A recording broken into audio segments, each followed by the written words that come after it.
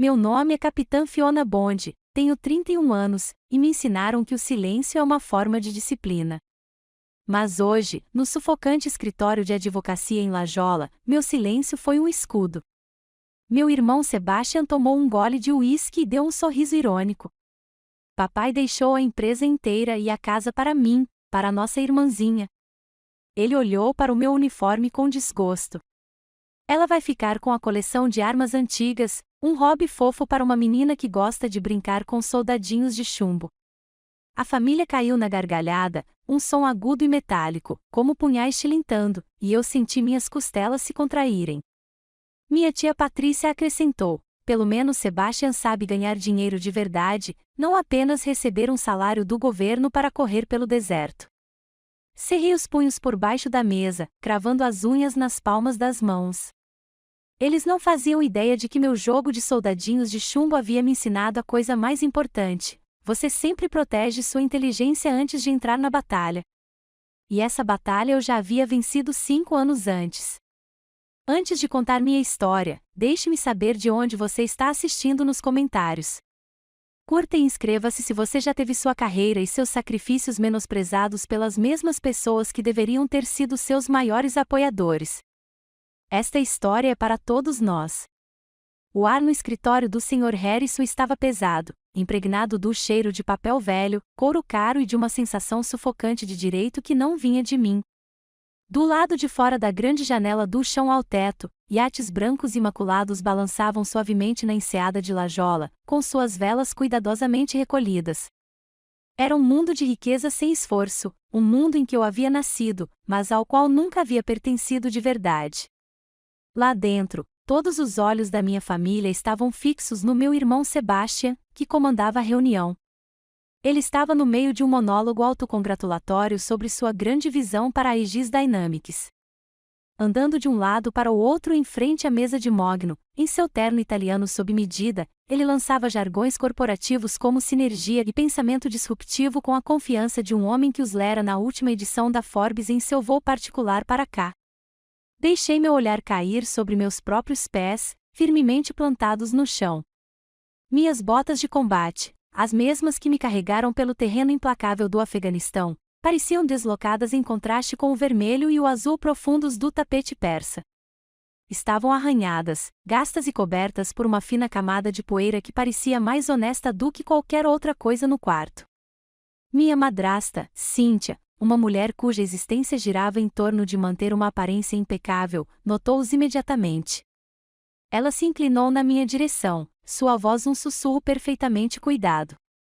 Com um sorriso leve e educado, deslizou discretamente um guardanapo de linho sobre a madeira polida da mesa. Fiona, querida, murmurou, com os olhos se voltando rapidamente para os meus pés, você poderia limpar um pouco dessa poeira das suas botas? Não combina muito com a decoração. Não foi um pedido. Foi um lembrete, um golpe cirúrgico silencioso para me informar que meu mundo, meu serviço, minha realidade era uma bagunça feia que precisava ser limpa antes que pudessem me permitir estar na presença deles. Eu era um incômodo, uma mancha na imagem perfeita deles. Sebastian continuou sua apresentação, apontando um dedo perfeitamente polido para um gráfico de aparência complexa que eu sabia que seu assistente havia criado na noite anterior. Como podem ver, disse ele, dirigindo-se ao Sr. Harrison, mas tocando para o resto da sala, nossas projeções de crescimento são astronômicas, depois que eu aparar a gordura, cortar alguns dos ramos desnecessários do legado. Ao dizer a palavra legado, seus olhos se voltaram para mim por uma fração de segundo. Era sua palavra código, o termo depreciativo que ele usava para os pequenos projetos movidos pela paixão que meu pai insistia em manter, programas que ajudavam startups de veteranos a garantir seus primeiros contratos. Para nosso pai, um coronel aposentado do exército, era uma questão de honra. Para Sebastian, era um item de um relatório de despesas. A empresa precisa de um líder de verdade, continuou ele, estufando o peito, alguém que entenda de Wall Street, não apenas de um monte de bases militares. Ele disse isso com uma arrogância tão casual, completamente alheio ao fato de que eu estava calculando silenciosamente em minha cabeça como o maior contrato que a Aegis havia fechado no ano passado, aquele que manteve a empresa lucrativa, era resultado direto de conexões que eu havia cultivado pessoalmente no Pentágono. Eu havia feito isso discretamente, sem alarde, porque é isso que fazemos. A missão vem em primeiro lugar. Minha tia Patrícia, uma mulher cuja ocupação principal era administrar a herança dos 2 primeiros maridos, assentiu com aprovação sábia. Sebastian tem razão, claro, ela interrompeu, com a voz transbordando condescendência. Thomas sempre foi um pouco mole com esses tipos de soldados. Ela me olhou, com um sorriso condescendente nos lábios. Um CEO tem que ser duro, Fiona. Ele tem que colocar os lucros acima do sentimentalismo. Você entende isso, não é? Você está acostumada a seguir ordens. O veneno em suas palavras era mais potente do que o narcisismo descarado de Sebastian. Ela não estava apenas me ignorando. Ela estava distorcendo os próprios princípios de ordem, disciplina e respeito que formavam a base do meu mundo e os transformando em uma marca de subserviência. Eu simplesmente a encarei, meu rosto uma máscara de neutralidade. Nas Forças Armadas, somos ensinados a não desperdiçar munição em alvos sem valor estratégico. Discutir com pessoas que fundamentalmente não entendem o campo de batalha é inútil. Naquele momento, todos eram alvos que não valiam uma bala. Lembrei-me de uma das primeiras regras da coleta de informações: observar, avaliar e agir somente quando estiver em vantagem. Minha vantagem estava chegando. Eles só não sabiam ainda. Sebastian concluiu sua grande apresentação erguendo sua taça de Macallan 18. Ao futuro de Aegis, declarou, com a voz retumbante de um triunfo imerecido.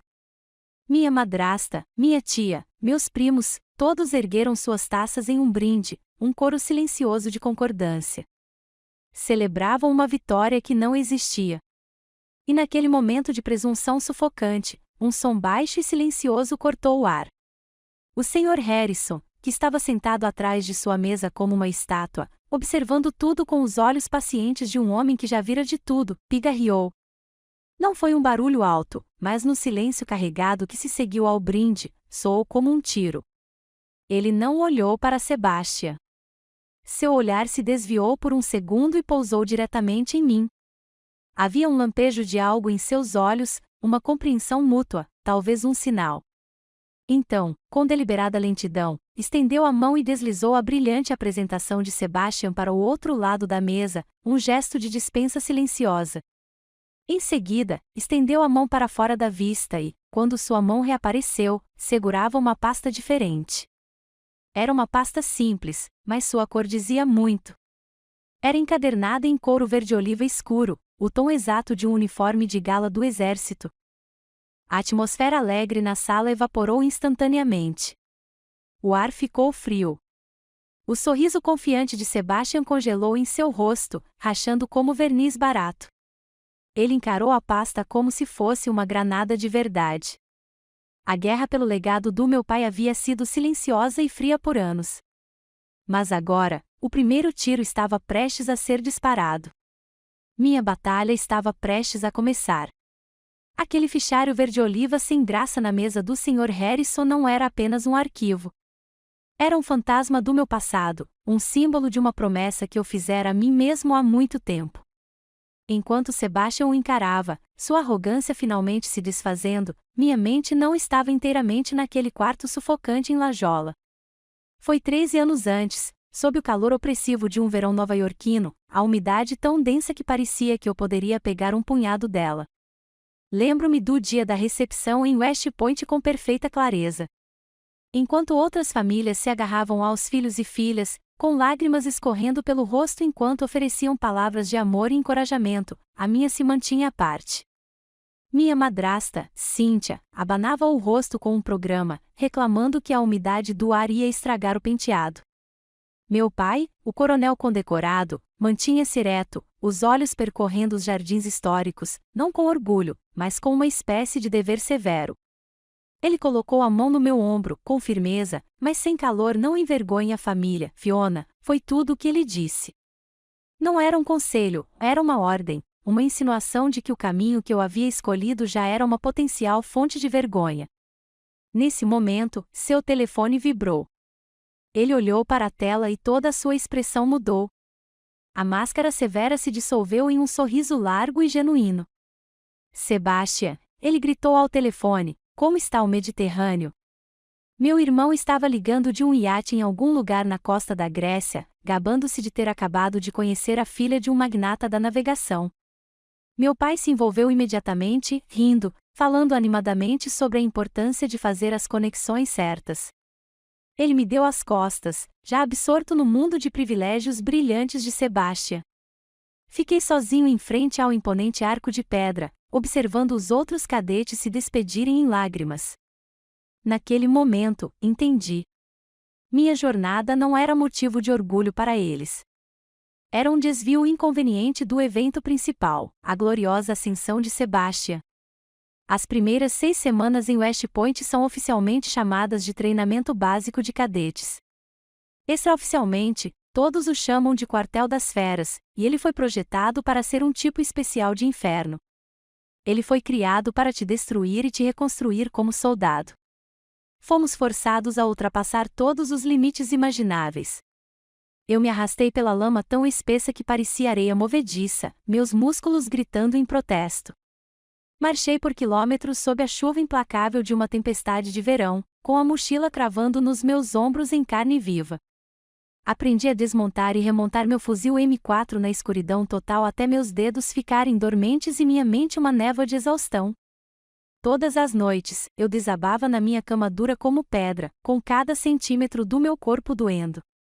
Dormir era um luxo. Naqueles breves momentos de silêncio antes da exaustão me dominar, eu pensava em Sebastian. Durante os raros telefonemas curtos que me eram permitidos, ele me contava sobre o verão. Estava fazendo um curso de degustação de vinhos em Napa Valley, uma habilidade empresarial necessária, como ele chamava, paga, é claro, pelo nosso pai. Ele ria ao telefone, com a voz clara e serena. Enquanto você brinca de guerra na lama, Fiona, eu aprendo sobre coisas de valor real. Esse contraste, a injustiça gritante que ele encerra, deveria ter me destruído. Em vez disso, fez o oposto. Forjou minha vontade em algo mais forte do que eu jamais imaginei ser possível. Tornou-se meu combustível. 4 anos depois, eu estava no pátio de desfiles na formatura, uma das poucas mulheres da minha turma a passar. Meu uniforme estava impecável, minha postura perfeita, o ápice de milhares de horas de disciplina e sacrifício. Minha família estava lá, em algum lugar no vasto mar de rostos. Pareciam entediados, perdidos. Sentaram-se bem no fundo, reclamando da duração da cerimônia e tirando selfies para postar no Instagram. Quando chegou a hora da cerimônia de condecoração, uma tradição sagrada em que um membro da família fixa nova patente nos ombros do formando, meu pai entrou em campo. Seus passos eram mecânicos. Ele pegou as 2 barras de ouro de um segundo-tenente da caixa de veludo e as prendeu em meus ombros com precisão clínica. Não houve abraço, nem estou orgulhoso de você. Não havia lágrimas em seus olhos, apenas um silencioso e superficial boa sorte lá fora. E então seu telefone vibrou novamente. Ele deu um passo para trás, seu dever cumprido, e imediatamente atendeu. Sebastian, o que houve? Ouviu dizer, sua voz repleta de uma preocupação repentina e urgente que estivera ausente momentos antes. Meu irmão, descobri, estava tendo uma crise em Las Vegas. Ele havia perdido seu novo Rolex em uma boate. Naquele momento, o dia de maior orgulho da minha vida se tornou o mais solitário.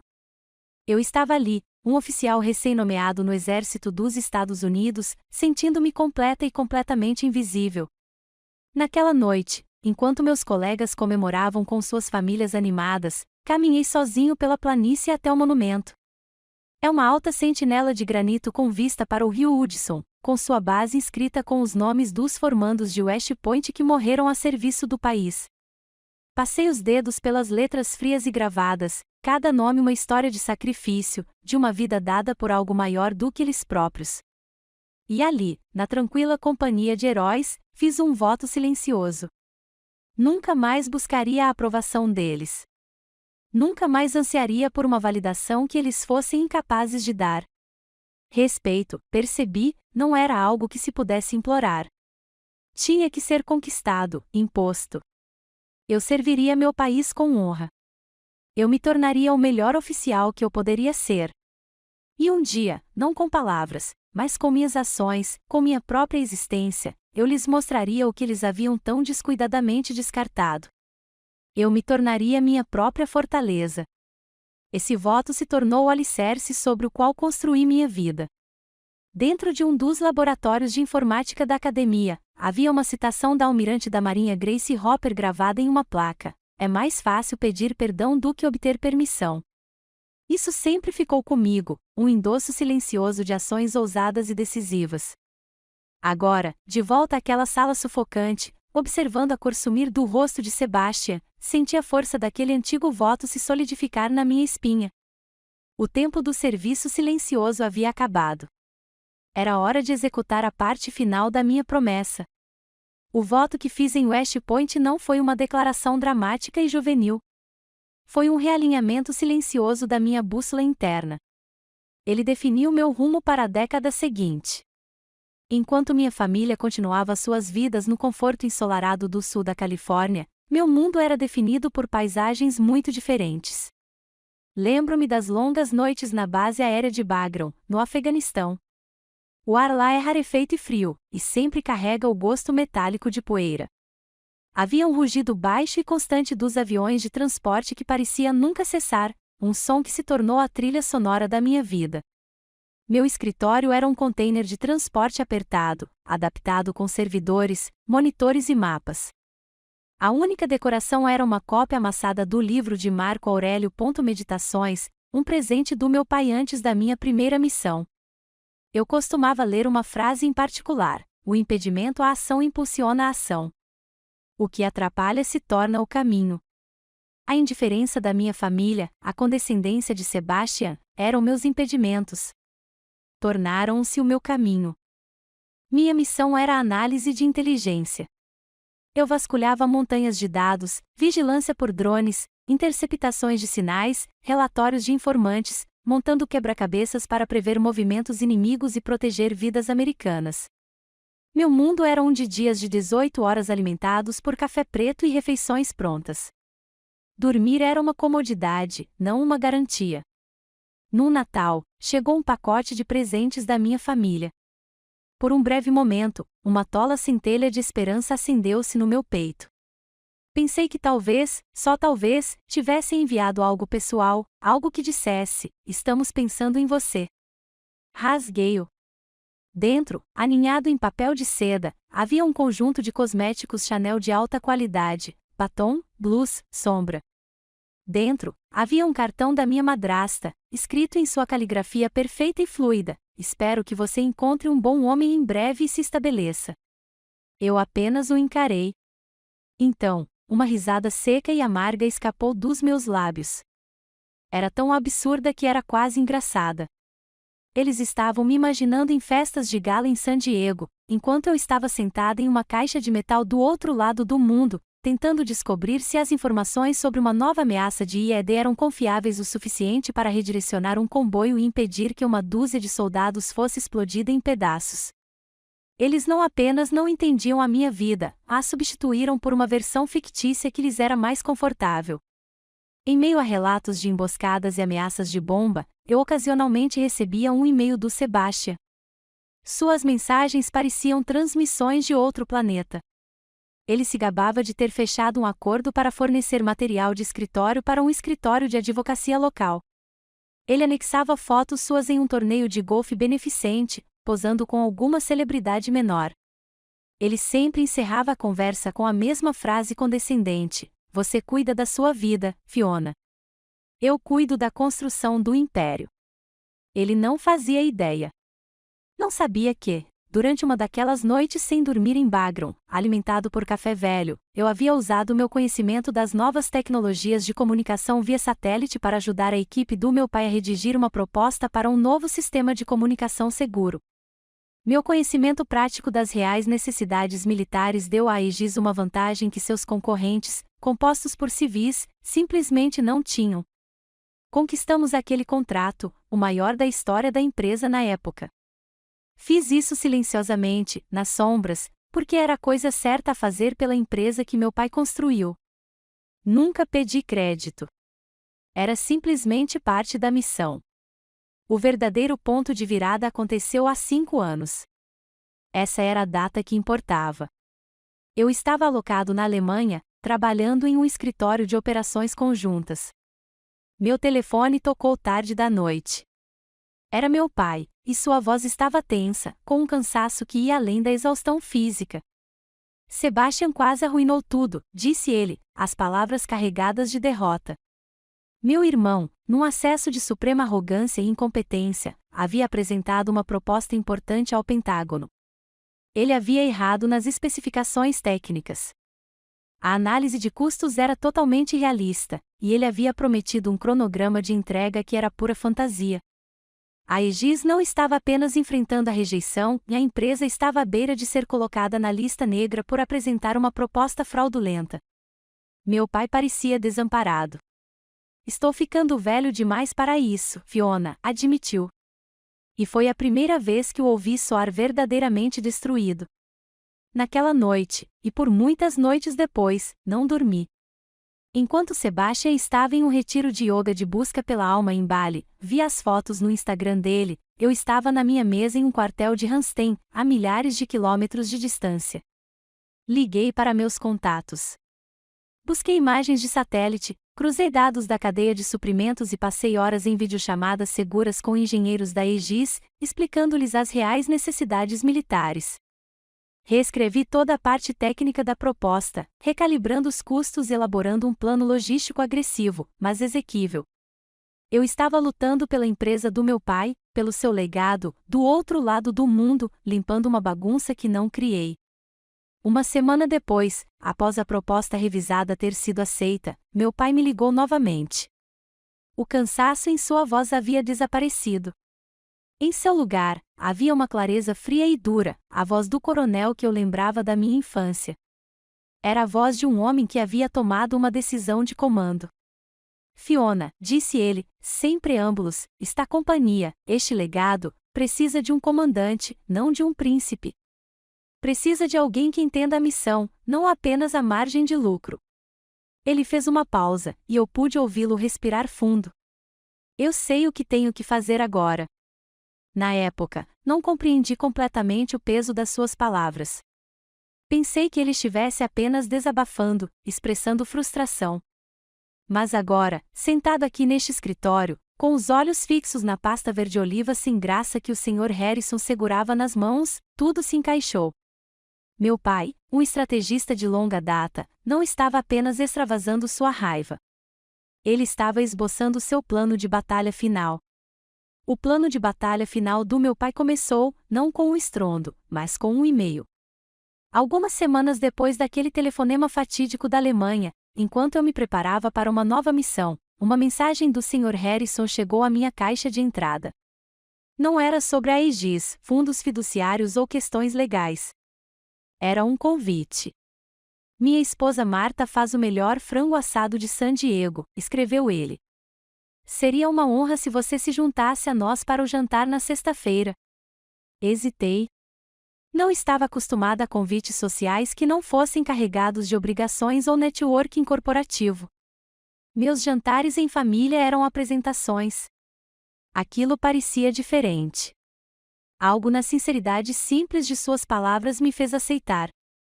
Naquela sexta-feira à noite, me vi dirigindo até a casa deles em Point Loma, uma casa aconchegante e modesta com um balanço na varanda e um jardim repleto de buganvílias floridas. Quando entrei, o contraste com o mundo da minha família foi imediato e avassalador. Não havia tapetes persas nem copos de cristal. Em vez disso, o ar estava impregnado do aroma rico e saboroso de frango assado com alecrim, do som de risadas fáceis vindas da cozinha e do bater alegre de um rabo no piso de madeira. Um velho Golden Retriever de focinho cinza chamado Gunner veio trotando até mim para me cumprimentar como se eu fosse um amigo de longa data. Martha Harrison me recebeu com um abraço caloroso que soou completamente natural, como se me conhecesse há anos. Ela era enfermeira aposentada do exército, e era possível ver uma força silenciosa e uma profunda empatia em seus olhos. Durante o jantar, ela não me fez uma única pergunta sobre combate, perdas ou qualquer uma das coisas que as pessoas costumam perguntar aos soldados com curiosidade mórbida. Em vez disso, perguntou sobre os soldados sob meu comando, quais eram seus nomes, de onde eram. Perguntou-me de que comida eu mais sentia falta quando estava em missão, uma pergunta tão simples e tão profundamente humana que quase me fez sentir um nó na garganta.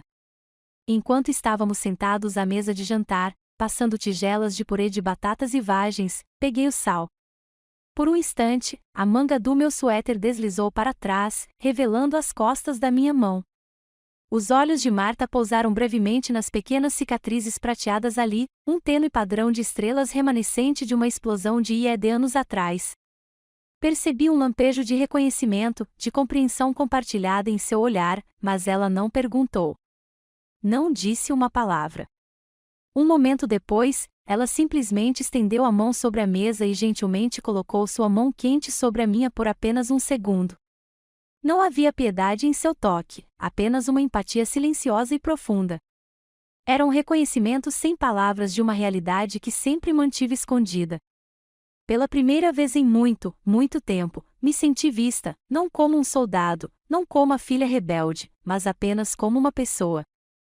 Depois do jantar, o Sr. Harrison, ele insistiu que eu o chamasse de Tom, e eu nos sentamos na varanda dos fundos com vista para o porto, as luzes da cidade cintilando sobre a água. Não conversamos sobre o plano do meu pai ou o futuro da Aegis. Em vez disso, ele me contou histórias sobre seu tempo como jovem tenente no Vietnã, sobre a irmandade e a perda.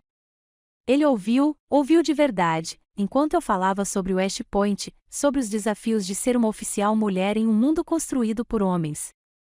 Thomas tinha um orgulho incrível de você, Fiona, disse ele baixinho, com a voz gentil. Ele simplesmente nunca soube como demonstrar.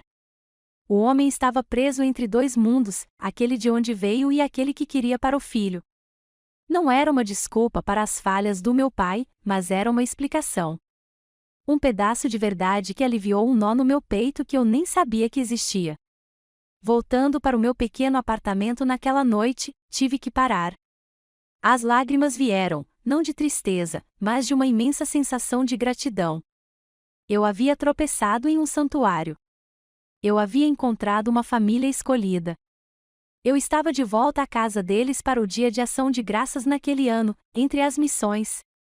Cozinhamos juntos, assistimos futebol e jogamos uma bola de tênis para Gunner até ele ficar exausto.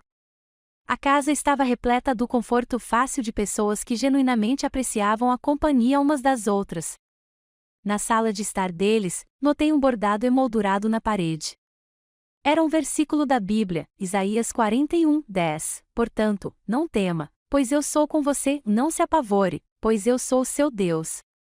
Eu o fortalecerei e o ajudarei. Parecia uma promessa. Antes de eu ir embora naquela noite, Martha colocou um pequeno porta-retratos de prata em minhas mãos.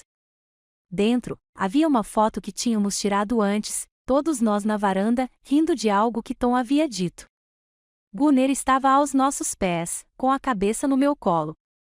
Parecíamos felizes. Toda família precisa de uma foto de família de verdade, disse ela com um sorriso suave. Aquela foto emoldurada está comigo desde então. Ela esteve na minha mesa de cabeceira na Alemanha, na minha escrivaninha no Iraque e cuidadosamente guardada na minha mochila em todas as missões. Era um lembrete constante e tangível de que eu não estava sozinho. Tornou-se minha âncora. E agora, sentado naquele escritório de advocacia frio e hostil, diante da família ligada a mim pelo sangue, mas não pelo coração, meu olhar pousou na pasta de couro desgastada aos meus pés. Eu conseguia sentir a borda dura daquela moldura através do couro.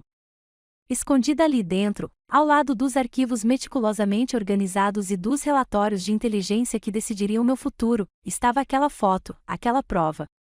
Ela me deu força. Ela me lembrou do que realmente era aquela luta. Eu não estava lutando apenas por uma empresa ou uma herança. Eu estava lutando pela minha própria definição de honra. Eu estava lutando pela minha família, aquela que eu havia escolhido e aquela que, contra todas as probabilidades, me escolheu de volta. Lembrei-me de uma lição do treinamento tático: nunca revele toda a sua força logo de cara. Desdobre seus recursos um por um. Observe a reação do inimigo e guarde sua força principal para o golpe decisivo. Meu pai tinha acabado de mobilizar seu primeiro recurso, e o inimigo já estava em desordem. Tom Harrison deixou o silêncio se prolongar na sala, dando tempo para que suas palavras detonassem. Calmamente, colocou a pasta verde-oliva no centro da enorme escrivaninha de mogno. Ela ficou ali como uma bomba não detonada. A sala, que momentos antes se enchera de risos presunçosos, agora estava em silêncio absoluto. Antes de prosseguirmos com o testamento pessoal do Coronel Bond, disse ele, com a voz calma e ponderada, uma rocha em um mar de caos, há a questão dos ativos corporativos para esclarecer. Sebastian soltou uma risada curta e incrédula. Esclarecer o quê? A Aegis é minha. É uma formalidade. Vamos logo com isso. O Sr. Harrison olhou diretamente para meu irmão, com uma expressão indecifrável. Na verdade, Sr. Bond, não é. De acordo com estes documentos, assinados e autenticados em 15 de maio de 2019, 100% da propriedade da Aegis Dynamics foi transferida para um fundo irrevogável. Ele fez uma pausa, deixando o peso legal do termo irrevogável penetrar. O ar crepitava. A única administradora e beneficiária desse fundo, continuou ele, com a voz perfeitamente serena, é a capitã Fiona Bond. A sala explodiu. Não foi uma explosão lenta, foi uma explosão. Sebastian se levantou de um salto, a cadeira raspando violentamente no chão. Seu rosto, momentos antes pálido de choque, agora estava vermelho, furioso e manchado. Isso é impossível, rugiu ele, apontando um dedo trêmulo para o fichário. Isso é fraude. Ele não estava em sã consciência. Minha madrasta, Cynthia, soltou um pequeno suspiro de horror, a mão voando para as pérolas. O queixo da minha tia Patrícia caiu, então seu choque se transformou em raiva. Sua cabeça se virou bruscamente em minha direção, seus olhos se estreitando em fendas. Fiona, ela gritou, sua voz estridente e feia, apontando para mim, seu dedo acusador, o que você fez com seu pai? Você envenenou a mente dele? Uma garota não pode administrar a empresa de um homem. Suas palavras, que antes me cortariam até os ossos, agora pareciam nada mais do que estática. Eram um ruído sem sentido de um animal encurralado. Permaneci perfeitamente imóvel na cadeira, com as costas retas, as mãos apoiadas calmamente nos joelhos. Eu os observava. Eu havia passado a carreira observando combatentes inimigos em situações de alto estresse, analisando seus padrões, identificando suas fraquezas, e minha família, em pânico, revelava cada uma delas. Eles eram previsíveis, emocionais, fracos. Sebastian voltou sua fúria para o Sr. Harrison.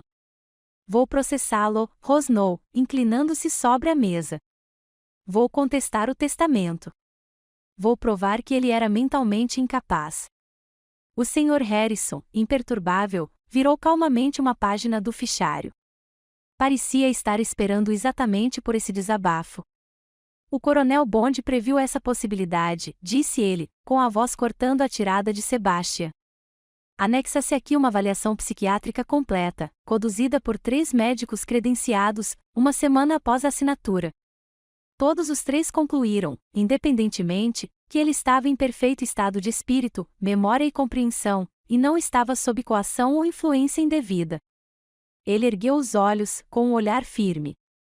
A transferência é irrevogável, Sr. Bond. É legal e irreversível.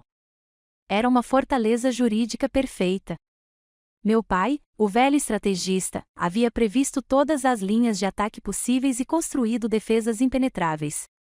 Ele conhecia o filho.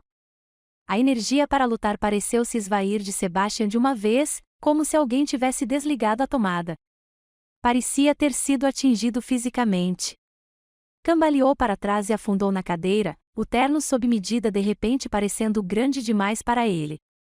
O arrogante CEO havia sumido. Em seu lugar, estava um homem mimado e assustado que acabará de ouvir que o mundo, de fato, não girava em torno dele. O silêncio que se seguiu foi carregado pela sua humilhação. Pela primeira vez no dia, Sebastian olhou diretamente para mim. Olhou de verdade. A condescendência desapareceu de seus olhos. A diversão piedosa desapareceu. O que a substituiu foi uma mistura crua e coagulada de ódio e algo mais, algo que se parecia muito com medo. Ele finalmente estava me vendo não como sua irmãzinha que brinca com soldadinhos de chumbo, mas como uma adversária, uma oponente que o havia superado. Ele finalmente percebeu que havia, fundamentalmente, avaliado mal o campo de batalha. Ele se inclinou para a frente, a voz um sibilo baixo e venenoso. Você acha que consegue fazer isso? Disparou, agarrando-se aos últimos resquícios de sua superioridade. Você é só uma guerreira, Fiona. O que você sabe sobre contratos do Pentágono? O que sabe sobre administrar uma corporação multimilionária? Ele estava desesperado, tentando restabelecer a velha hierarquia onde seu MBA e sua fala superficial o colocavam automaticamente acima de mim. Ele estava tentando me arrastar de volta para o seu território, o mundo do jargão empresarial e da política da sala de reuniões. Ele não tinha ideia. Ele tinha acabado de me entregar a arma perfeita. Ele tinha acabado de me apresentar um alvo de oportunidade. Sua pergunta não era um insulto. Era um convite. Era a oportunidade que eu esperava. Olhei para ele, encontrando seu olhar odioso com um olhar calmo e firme. E pela primeira vez desde que entrei naquela sala, permiti que um leve sorriso tocasse meus lábios. Quer saber o que eu sei, Sebastian? Meu treinador de boxe em Bagram costumava dizer: nunca dê o primeiro soco. Esquive-se, desvie-se, estude seu oponente, deixe-o se esgotar. Você espera a abertura, o momento em que ele se estica demais, e então você dá o golpe que encerra a luta. Sebastian, cego por uma vida inteira de confiança imerecida e agora sufocado pelo pânico, acabará de se exceder completamente. Ele me dera a maior oportunidade da minha vida. Respirei lenta e profundamente. O ar sufocante no quarto de repente pareceu limpo e penetrante. Quer saber o que eu sei, Sebastian? Minha voz era baixa, mas chamava a atenção da sala. Lenta e deliberadamente, levantei-me da cadeira. Foi um movimento simples, mas mudou toda a força gravitacional da sala. Todos os olhares se voltaram para mim. Eu não era mais a irmãzinha quieta no canto, o acessório informe do retrato de família. Eu estava no comando agora. Eu sei, comecei, com a voz firme e clara, cortando a tensão, que a solicitação do Departamento de Defesa para a proposta número W56ZV21, R0127 para a atualização da comunicação de veículos blindados exige que todos os contratantes licitantes estejam em total conformidade com a seção 889 da Lei de Autorização de Defesa Nacional. Fiz uma pausa, deixando a sequência clínica de código pairar no ar. Ela proíbe especificamente o uso de certos componentes de telecomunicações de fornecedores estrangeiros designados. Um detalhe que você ignorou completamente na submissão do ano passado, o que desencadeou uma investigação formal e quase levou esta empresa à exclusão. Um silêncio pesado se instalou. Observei o sorriso confiante desaparecer do rosto de Sebastian, substituído por um lampejo de confusão e, em seguida, pânico. Ele não fazia ideia do que eu estava falando. Para ele, aqueles números eram apenas bobagens burocráticas e chatas, detalhes para pessoas comuns. Para mim, eles eram a diferença entre o sucesso e o fracasso da missão. Eram a sobrevivência.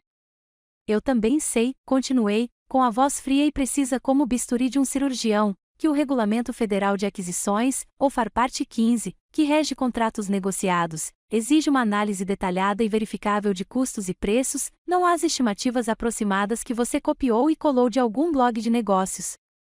Dei um passo à frente, deliberado, diminuindo a distância entre nós. Você adora falar sobre seu MBA e Wall Street, Sebastian. Mas você sabe a diferença entre um contrato de custo fixo e um contrato de custo mais margem em um cenário de aquisição de defesa? Você consegue calcular o custo projetado de manutenção do ciclo de vida de um ativo implantado em um ambiente de alta ameaça? Ele gaguejou, o rosto ficando vermelho de vergonha. Tentou se recompor, olhando para o Sr. Harrison em busca de apoio. É para isso que temos advogados, gaguejou. Interrompi-o, com a voz ríspida. Não, Sebastian. Um comandante precisa entender o terreno antes de enviar suas tropas para a batalha. Ele precisa conhecer as regras de combate. Você nem sabe ler o mapa. Minha família me encarou, com os rostos repletos de choque e descrença, como se eu tivesse acabado de começar a falar uma língua estrangeira. E, de certa forma, eu tinha. Era a língua da competência, completamente estranha para eles. Desviei o olhar para o Sr. Harrison, que observava com uma expressão neutra. Sr. Harrison, o senhor poderia, por favor, confirmar, para registro, o contrato de comunicações via satélite do Aegis Sentinel, avaliado em $50 milhões, assinado há 3 anos? O advogado respondeu simplesmente: o contrato é de domínio público. Confirmado. Voltei toda a minha atenção para o meu irmão. O contrato da Aegis Sentinel era sua joia da coroa, a grande história de sucesso que ele apregoava em todas as festas de Natal da família. Sebastian, perguntei, com a voz perigosamente baixa, você se lembra de onde estava durante a fase final e mais crítica da negociação desse contrato? Ele gaguejou, os olhos percorrendo a sala, procurando desesperadamente uma rota de fuga. Eu estava em uma viagem de negócios, disse ele, com a voz fraca, na Europa, para desenvolvimento de mercado. Não, eu disse, a única palavra soando com a força de um tapa. Você estava em um iate em Mônaco para o Grande Prêmio de Fórmula 1. Você postou uma foto no Instagram, lembra? Com o champanhe. Eu sei disso porque, enquanto você estava desenvolvendo mercados, fui eu quem trabalhou por 72 horas seguidas de uma base operacional avançada em Kandahar para executar toda a análise de ameaças à segurança cibernética depois que nossa inteligência indicou uma nova vulnerabilidade na criptografia proposta. Foi o relatório de 7 páginas que enviei ao papai, com data e hora marcadas às 3h30, horário de Kandahar, que salvou o negócio e nos garantiu aquele contrato. A cor desapareceu completamente do seu rosto. Os lábios perfeitamente pintados da minha madrasta se abriram num suspiro silencioso, o som de suas ilusões se despedaçando. Nos últimos 10 anos, eu disse, elevando a voz, ressoando com o peso de uma década de verdade reprimida, enquanto você desfrutava dos privilégios da sua posição, eu trabalhava nas sombras. Li todas as propostas. Analisei todos os concorrentes. Aproveitei todos os contatos que fiz no Pentágono para manter esta empresa à tona. Não fiz isso porque queria a empresa, Sebastian. Olhei para ele e, pela primeira vez, ele não conseguiu sustentar meu olhar. Fiz isso porque era meu dever proteger o legado do nosso pai? Um legado que você vem sistematicamente desmantelando com sua incompetência e arrogância. Abaixei-me e destranquei minha pasta de couro surrada. Peguei uma pasta grossa e meticulosamente organizada. Não era sofisticada, encadernada em couro caro como a proposta de Sebastian. Era uma pasta de 3 argolas padrão, de nível governamental, preta e modesta, mas carregada de fatos. Se você já teve que trabalhar o dobro só para ser considerado metade bom, preciso que você clique naquele botão de curtir agora mesmo. E se você acredita que a verdadeira competência sempre triunfará sobre a arrogância vazia, digite prove nos comentários abaixo, porque era exatamente isso que eu estava prestes a fazer. Coloquei minha pasta sobre a mesa de mogno. Ela caiu com um baque firme e definitivo que ecoou pela sala silenciosa, um som de determinação.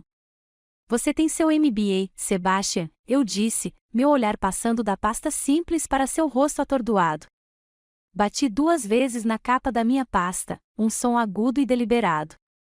Eu tenho as provas. No Exército, temos um processo chamado Revisão Pós-Ação, ou AAR. Após cada missão, você analisa sistematicamente o que aconteceu, o que deu certo e o que deu errado, com base em dados concretos. Você se livra do ego e da emoção e se concentra nos fatos. Nos últimos 5 anos, eu vinha conduzindo uma AR silenciosa e contínua sobre a liderança de Sebastian. Meu fichário era o relatório final. Abri. O quarto estava tão silencioso que eu conseguia ouvir o leve zumbido do ar-condicionado. Minha voz era calma e comedida, o mesmo tom que eu usaria para dar um briefing de inteligência. Esta é uma análise de desempenho de alto nível da Aegis Dynamics nos últimos 5 anos fiscais, comecei, virando a pasta para que pudessem ver a primeira página. Era um gráfico de linhas simples. Estas setas verdes indicam períodos de crescimento significativo da receita. Coincidentemente, elas se alinham perfeitamente com as datas em que a empresa conquistou grandes contratos governamentais.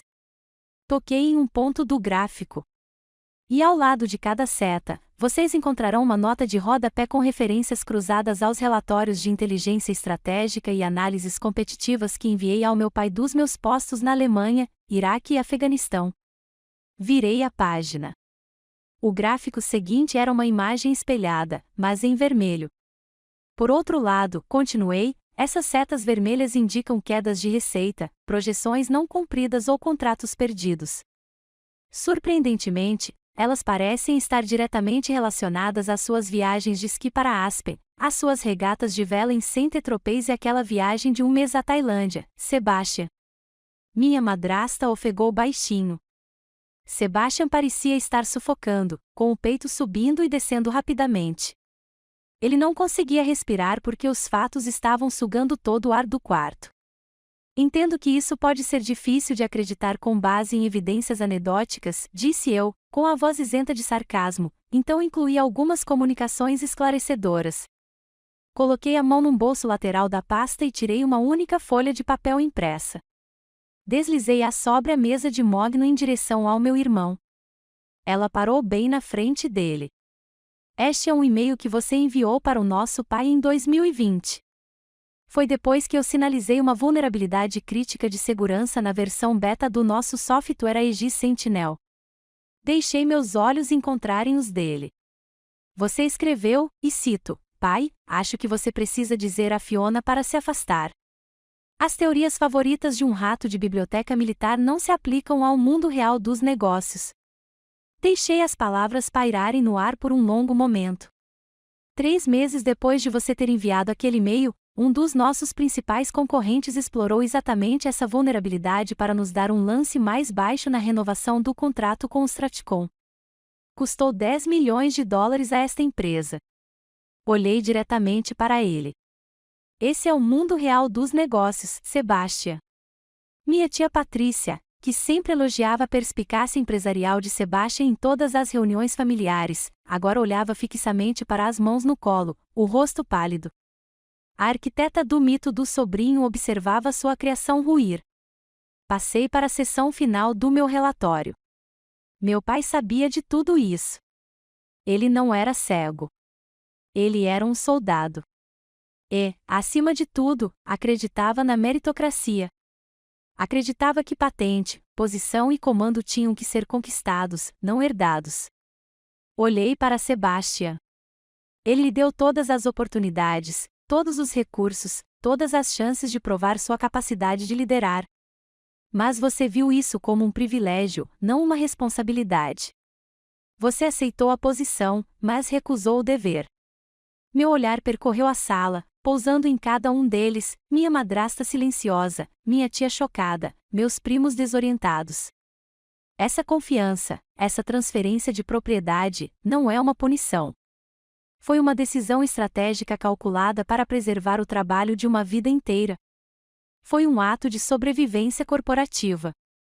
Ele colocou a Aegis nas mãos da única pessoa que lutou consistentemente por ela. Fechei a pasta com um clique final e silencioso. Isso conclui minha apresentação. Sentei-me. O silêncio que se seguiu foi mais pesado e absoluto do que qualquer outro que já tivera. O checkmate havia sido declarado. O jogo havia terminado. O Sr. Harrison deixou o silêncio se manter por mais alguns segundos, dando tempo para que o veredito se consolidasse. Então, pigarreou e pegou o testamento original, aquele que Sebastian tanto ansiava por ouvir. Obrigado, Capitão Bond, disse-lhe formalmente. Em seguida, ajustou os óculos. Agora, com relação aos bens pessoais do coronel Thomas Bond, a casa em Coronado, juntamente com a hipoteca e os impostos prediais correspondentes, é legada ao Sr. Sebastian Bond. Sebastian nem sequer reagiu. Ainda se recuperava da execução pública de sua carreira. Os ativos líquidos, investimentos e caixa restantes serão divididos igualmente entre os familiares presentes, continuou o Sr. Harrison. Fez uma pausa e olhou para o parágrafo final. E, finalmente, a coleção de armas de fogo históricas da família Bond, como mencionado anteriormente, é legada à capitã Fiona Bond, juntamente com todos os documentos de procedência e registros de avaliação que a acompanham. Sebastian emitiu um som fraco e estrangulado. Era uma tentativa patética de dar uma risada desdenhosa. Ótimo, murmurou ele, balançando a cabeça. Ela ganha um monte de brinquedos velhos e enferrujados. Foi sua última tentativa débil de me menosprezar, de se apegar à ideia de que, de alguma forma, ainda conseguiria vencer. Mas o Sr. Harrison não havia terminado. Ele ergueu os olhos da página, por cima da armação dos óculos. A avaliação mais recente, realizada no mês passado a pedido do coronel, disse ele, com a voz perfeitamente equilibrada, avaliou a coleção em $650 mil. $650 mil. As palavras de Tom Harrison não ecoaram. Não precisavam. Elas atingiram o silêncio atordoante da sala com o impacto silencioso e devastador de um tiro de sniper. O número pairou no ar, parecendo distorcer a própria atmosfera do escritório. A risada patética e desdenhosa de Sebastian engasgou em sua garganta, transformando-se numa tosse úmida e ofegante, como se ele estivesse tentando engolir cacos de vidro. O que? Ele resmungou, com a voz embargada. Seus olhos, arregalados de descrença, iam do Sr. Harrison para mim e vice-versa, em busca da conclusão de uma piada que não vinha. Minha tia Patrícia, que olhava fixamente para o tapete, balançou a cabeça. Isso é impossível, murmurou para ninguém em particular. São só armas velhas e enferrujadas. Olhei para eles, para seus rostos confusos e horrorizados, e pela primeira vez no dia, uma pontada de pena surgiu. Eles viviam em um mundo brilhante e descartável de fast fashion e novas tecnologias. Eram completamente incapazes de compreender o valor das coisas que perduram, das coisas impregnadas de história. Lembrei-me das horas tranquilas que passei com meu pai em seu escritório, do cheiro de óleo de arma e madeira velha enquanto ele me ensinava a cuidar de cada peça. Ele me contava suas histórias, onde tinham estado, o que tinham visto. Aqueles foram alguns dos únicos momentos em que realmente nos conectamos, não como coronel e cadete, mas como pai e filha. Esta não era apenas uma coleção. Era a última peça dele que me restava. Minha voz era baixa, sem exultação, apenas constatando um fato. O Colt Walker de 1847 daquela coleção é um dos únicos 1.100 já fabricados. Acredita-se que ainda existam menos de 1.000 nosso tataravô carregou na Guerra Mexicano-Americana. Olhei para Sebastian. Para você, é um brinquedo velho e enferrujado. Para mim, é a nossa história. Era possível ver os cálculos frenéticos se formando na cabeça de Sebastian. Sua expressão mudou por uma série rápida e brutal de estágios, descrença, compreensão crescente, finalmente, um desespero profundo e devastador. A equação horripilante se instalou em seus olhos. Ele agora era dono de uma casa cara à beira-mar, com uma montanha de dívidas. Enquanto isso, sua irmãzinha, que brinca com soldadinhos de chumbo, não só controlava a empresa multimilionária, como também possuía mais de $500 mil em ativos líquidos dos mesmos brinquedos velhos e enferrujados dos quais ele acabará de zombar. A fachada cuidadosamente construída de Sebastian Bond, MBA, o herdeiro aparente e confiante, não se quebrou simplesmente. Ela se estilhaçou em 1 milhão de pedaços. Ele se inclinou para frente, enterrando o rosto nas mãos, os ombros tremendo. Não, não, isso não pode estar acontecendo, murmurou para o mogno polido da mesa que deveria ter sido seu trono. Um soluço alto e teatral irrompeu da minha madrasta. Cíntia chorava, seu rímel meticulosamente aplicado começando a escorrer, não pelo legado do marido ou pela ruína do enteado, mas pela perda iminente de seu estilo de vida luxuoso. Os almoços beneficentes, a filiação ao clube de campo, as festas de gala black tie, os alicerces do seu mundo tinham acabado de ser condenados.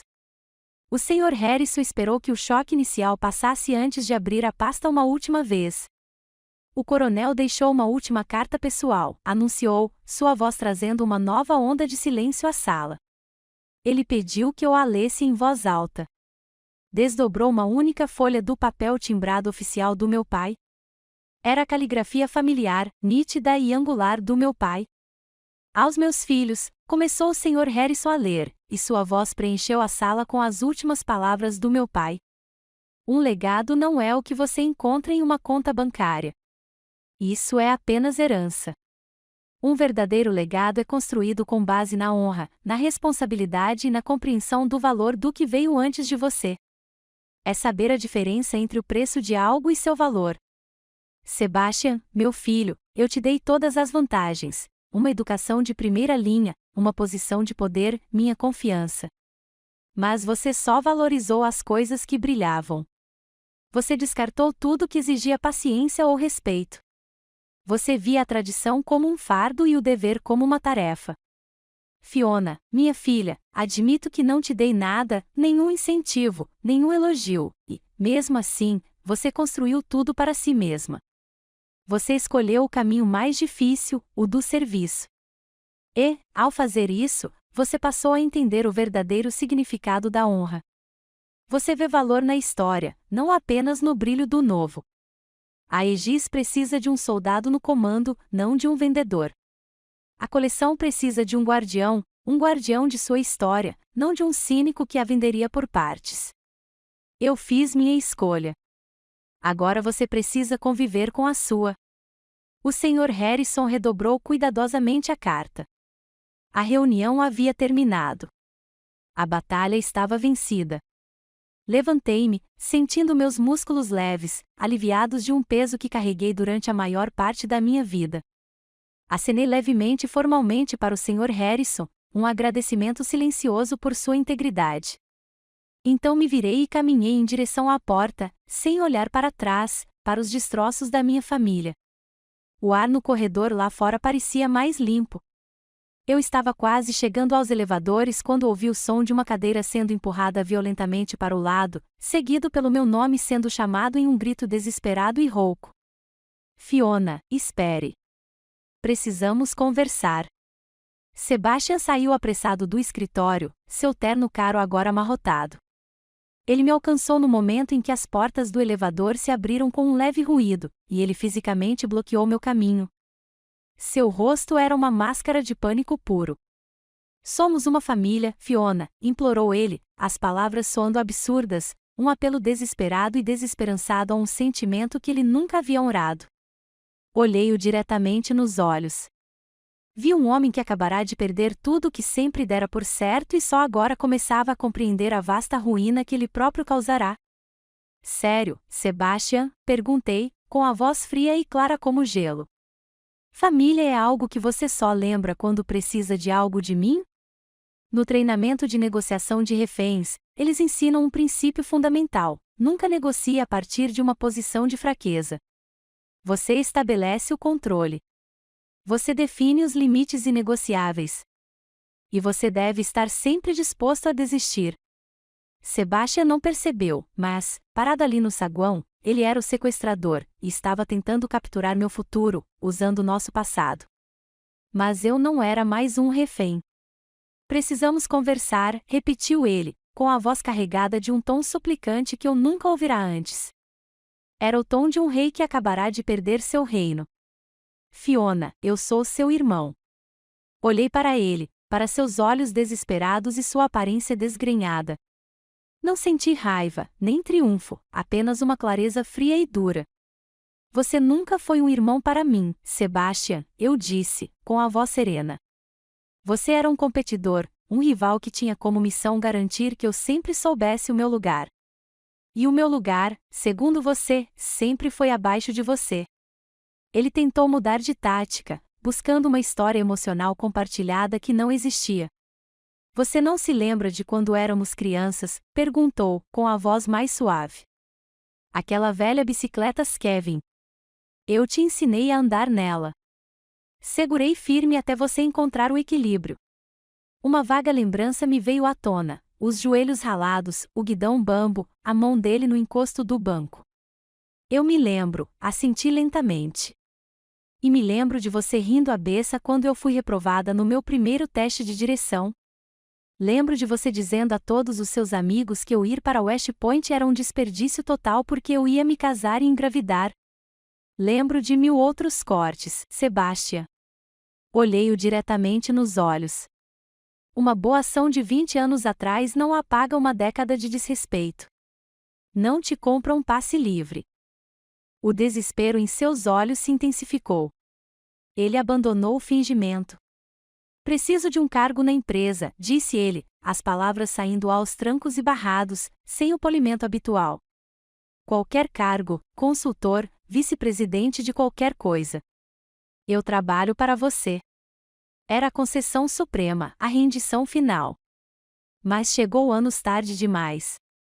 No exército, uma negligência no campo de batalha não é perdoada só porque o soldado pede desculpas depois de perder a batalha. Não, eu disse. A palavra era baixa, mas absoluta. Não havia espaço para negociação nela. A Aegis Dynamics é uma empresa de defesa, Sebastian, não uma instituição de caridade familiar. Cada cargo naquele organograma traz consigo uma responsabilidade imensa. Exige competência e confiança. Com base no seu histórico de desempenho, você falhou em ambos os aspectos. O elevador apitou, suas portas se abrindo em um vagão silencioso e vazio. Entrei e me virei para encará-lo. Isso não é vingança, disse-lhe, com a voz monótona. É um padrão de excelência e responsabilidade que você nunca foi obrigado a atingir até agora. Quando as portas de aço polido começaram a se fechar, ele fez um último apelo desesperado. Então, e a família? Gritou, sua voz ecoando no saguão de mármore. Vocês vão simplesmente nos jogar fora? Olhei para seu rosto desesperado e desfeito pela última vez. Famílias são as pessoas que te levam, Sebastian, não as que te prendem, eu disse pouco antes de as portas o isolarem da minha vista. Família é respeito, não ridículo. As portas se fecharam com um baque suave, encerrando-me na caixa silenciosa e estéril. Quando o elevador começou a subir suavemente, não senti uma onda de vitória. Não senti uma alegria triunfante. Senti-me leve, uma leveza imensa e profunda, como se um peso físico que carreguei nos ombros a vida inteira tivesse sido simplesmente retirado e dissolvido no nada. Eu não tinha jogado minha família fora. Eu simplesmente tinha parado de permitir que eles fossem a âncora que definia meu lugar na água. 3 semanas depois, meus documentos de dispensa honrosa foram finalizados. Dirigi meu Jeep pela Pacific Coast Highway, com o sol da Califórnia refletindo na moderna fachada de vidro da sede da Aegis Dynamics. Desta vez, não entrei como visitante, mas como filha do coronel ou irmã mais nova de Sebastian. Atravessei a entrada principal, com as portas de vidro se abrindo diante de mim. O novo crachá de segurança em minha mão era simples e limpo. Dizia, Fiona Bond, CEO. Cabeças se viraram enquanto eu caminhava pelo saguão. Vi os olhares curiosos, os sussurros trocados entre os funcionários. Não dei a mínima atenção a eles. Meu foco estava singular. Fui direto para o elevador executivo e subi nele até o último andar, para o escritório de canto que havia sido do meu pai. Era amplo, com uma vista panorâmica do azul infinito do Oceano Pacífico. A grande mesa de mogno estava completamente vazia, sem nenhum objeto pessoal do meu pai, exceto um. No centro da mesa, havia uma única fotografia com moldura prateada. Era minha e do meu pai no dia da minha formatura em West Point. Aquela em que ele parecia tão distraído e distante. Mas, olhando para ela agora, eu conseguia ver algo que não havia percebido antes, um brilho de orgulho em seus olhos que ele jamais conseguiria expressar em voz alta. Uma única lágrima percorreu meu rosto.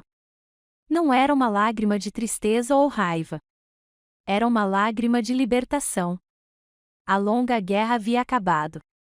Minha nova missão estava apenas começando. Sob meu comando, a Aegis Dynamics passou por uma revolução silenciosa.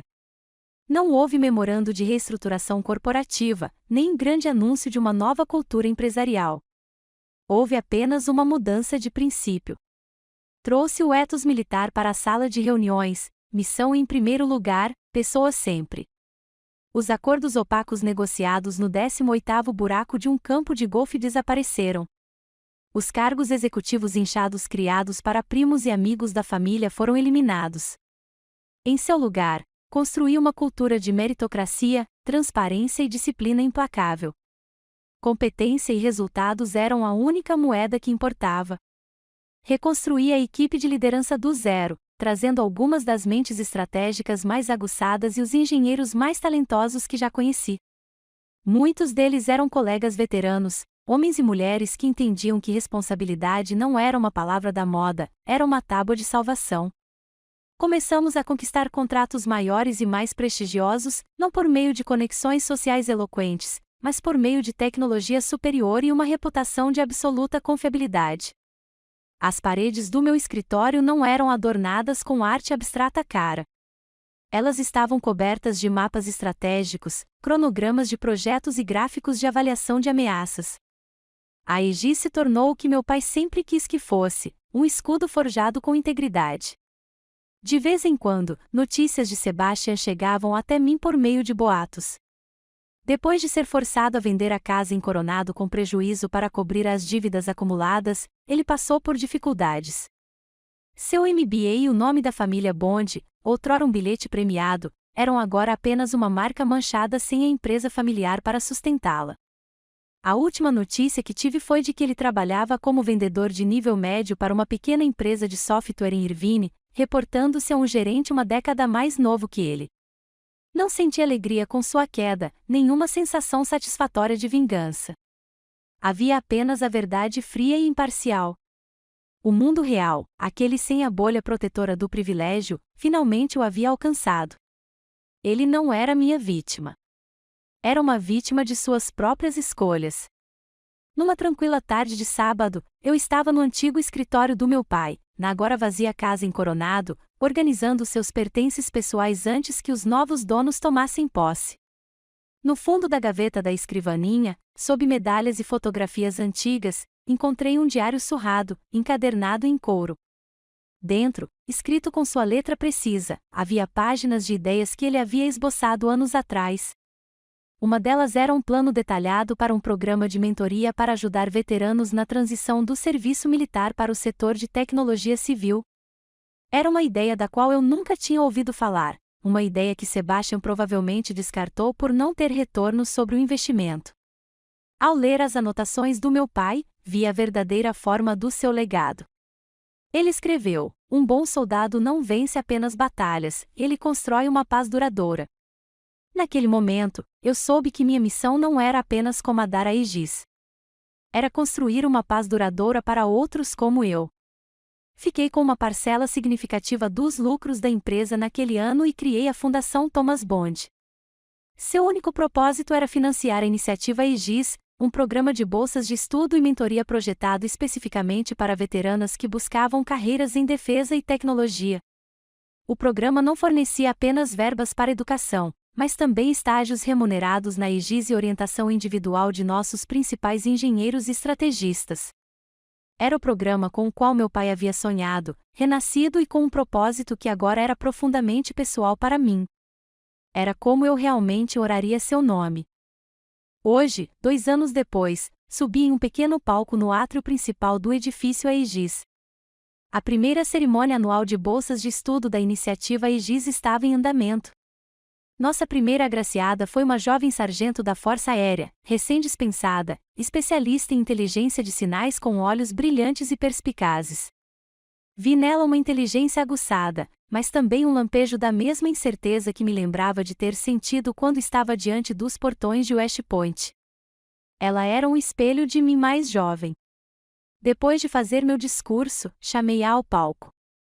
Entreguei-lhe o cheque volumoso e o certificado oficial. Os aplausos dos funcionários e convidados presentes foram calorosos e sinceros.